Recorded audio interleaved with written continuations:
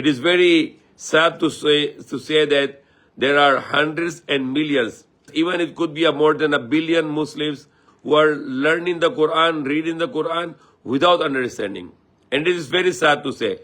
Every word of the Quran should be understood and to followed, and not to read without understanding. The simple thing, when a small child, only 2 years old or 3 years old, when we open them the book and we say A for an apple, and we show him the apple, that's apple, meaning to say, what is apple? That's a diagram of the apple. There's a picture of the apple.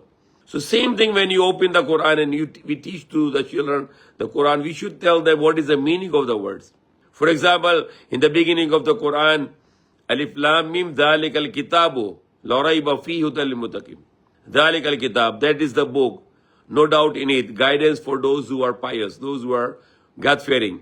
Now there is the word Kitab, and the meaning of Kitab is book. So why not when we teach our children the Quran, we should teach them the meaning of Kitab is book, or the meaning of Huda is guidance, or the meaning of Ihdina to guide us, or the meaning of Malik Yawmiddin, the honor of the day of judgment.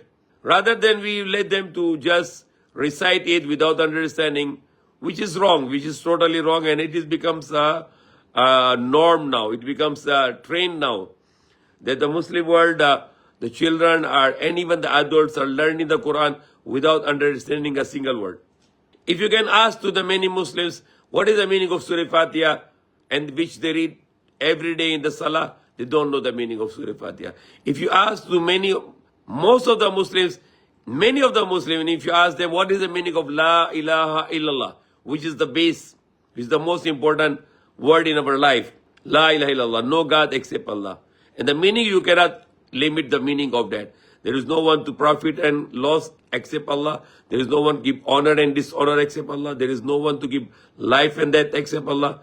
There is no one creator except Allah. There is no one Lord except Allah. There is no one who is controlling everything except Allah.